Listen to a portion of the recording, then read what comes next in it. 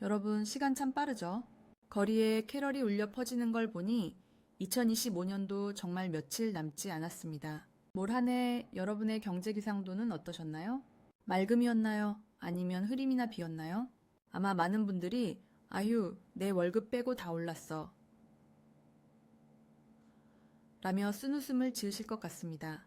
지금 서점에 가보면 2026년 전망을 다룬 책들이 산더미처럼 쌓여 있습니다. 표지마다 대전환, 생존 전략, 위기의 정점 같은 무시무시한 단어들이 적혀 있죠. 그걸 보고 있으면 가슴이 답답해집니다. 도대체 내년에는 또 무슨 일이 벌어지길래 이렇게 겁을 주는 걸까요? 그래서 오늘 별별 경제학이 준비했습니다.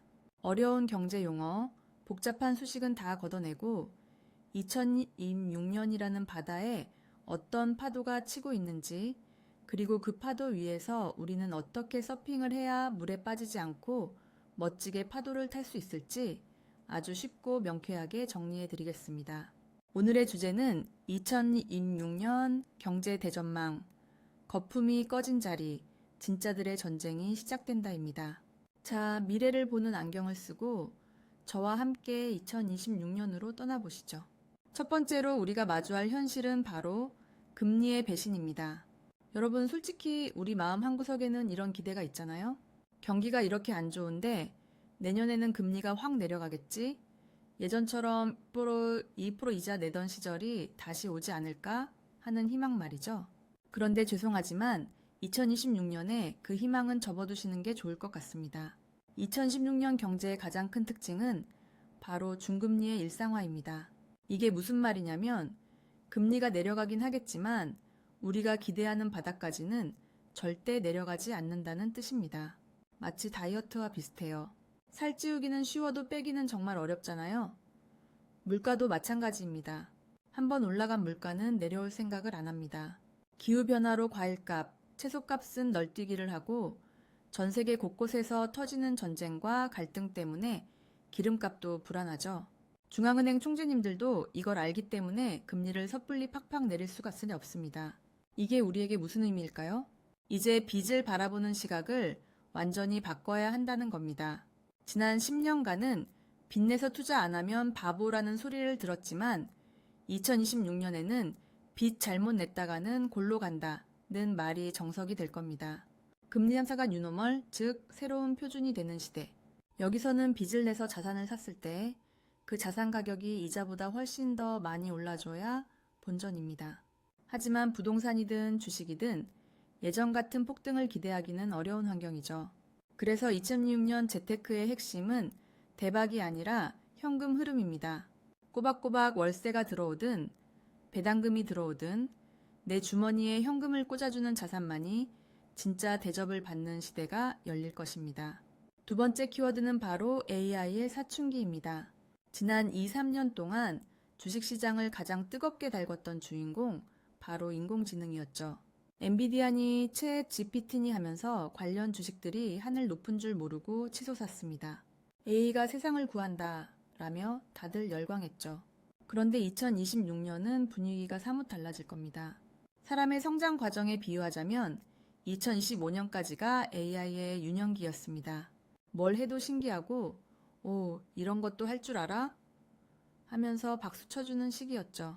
하지만 2026년은 질풍노도의 사춘기이자 냉정한 성적표를 받아드는 시기입니다. 이제 투자자들은 기업들에게 이렇게 물을 겁니다. 신기한 건 알겠고, 그래서 그걸로 돈은 얼마나 벌었는데? 지금까지는 우리 회사도 AI 합니다. 라고 간판만 걸면 주가가 올랐지만 2026년에는 진짜 수익을 내는 찐과 무늬만 AI인 가짜가 잔인할 정도로 갈라질 겁니다. 단순히 AI 기술을 개발하는 회사가 아니라 AI를 이용해서 비용을 획기적으로 줄이거나 물건을 엄청나게 잘 파는 회사만이 살아남는다는 거죠. 그리고 이 AI의 변화는 우리 일자리에도 직접적인 타격을 주기 시작할 겁니다. 그동안은 AI가 내 일을 도와주겠지 라고 막연하게 생각했다면 2026년은 내 옆자리의 김대리가 하던 일을 AI가 더 잘하네 라는 공포가 현실화되는 원년이 될 수 있습니다. 사무직 특히 데이터를 다루거나 글을 쓰고 번역하는 업무들은 정말 큰 변화를 겪게 될 겁니다. 여러분은 지금 AI에게 일을 시키는 주인이 될 준비를 하고 계신가요? 아니면 AI에게 대체될 대상으로 남으실 건가요? 2026년은 이 질문에 대한 대답을 강요받는 해가 될 것입니다. 세 번째로 살펴볼 것은 대한민국 경제의 시한폭탄, 바로 부동산과 인구의 충돌입니다. 여러분, 2026년이 인구학적으로 어떤 의미가 있는지 아십니까? 우리나라 베이비붐 세대의 막차를 탄 1974년생들이 50대 중반을 넘어 본격적인 은퇴 준비에 들어가는 해입니다. 이게 부동산 시장에 엄청난 나비 효과를 불러옵니다. 그동안 대한민국 부동산 신화의 주역이었던 5060 세대들이 이제는 소득이 줄어드니까 가지고 있던 집을 팔거나 줄여서 노후 자금을 마련해야 하는 시기가 온 겁니다. 즉, 시장에 집을 팔려는 사람은 구조적으로 늘어날 수밖에 없다는 거죠. 반면에 집을 사줘야 할 2030 세대는 어떤가요? 이미 너무 오른 집값과 높은 금리에 지쳐 있습니다. 사고 싶어도 살 돈이 부족한 상황이죠. 여기서 시장의 양극화는 극에 달할 겁니다. 모두가 살고 싶어하는 서울의 핵심 지역, 일명 똘똘한 한 채는 여전히 불패의 신화를 쓸 수도 있습니다. 하지만 지방 그리고 수도권의 애매한 외곽 지역은 빈집 공포가 현실이 될 수 있습니다. 일본의 빈집 문제가 남의 나라 이야기가 아니게 되는 거죠. 따라서 2026년 부동산 시장을 볼 때는 어디가 오르냐를 따지기 전에 어디가 살아남을 것인가를 먼저 고민해야 합니다. 인구가 줄어들고 고령화가 되어도 사람들이 몰릴 수밖에 없는 곳, 병원과 일자리가 있는 도심으로의 쏠림 현상은 더욱 심해질 것입니다. 네 번째 키워드는 각자 도생의 세계 지도입니다. 뉴스를 보면 미국과 중국이 으르렁거리는 모습, 이제 지겹도록 보셨죠?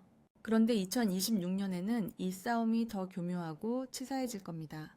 세계화 시대 지구촌은 하나라는 말은 이제 옛말이 되었습니다.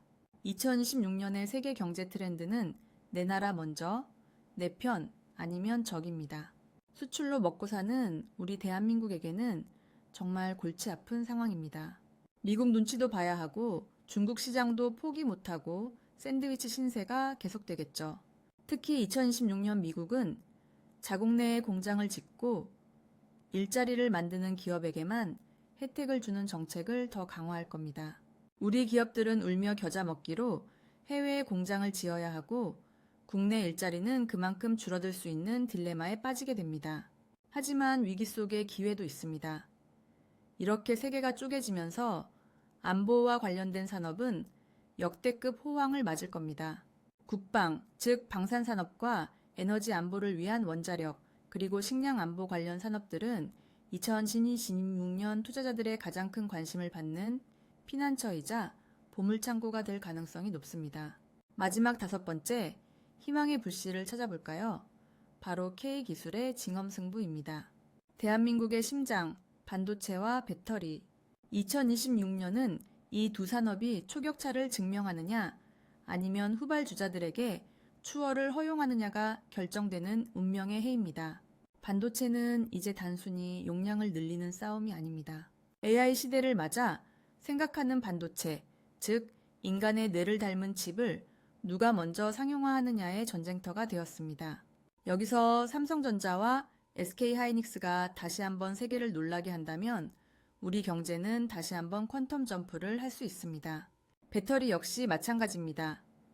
전기차 시장이 잠시 주춤한다고 하지만 2026년은 저가형 전기차가 쏟아지며 대중화가 다시 속도를 내는 시점입니다.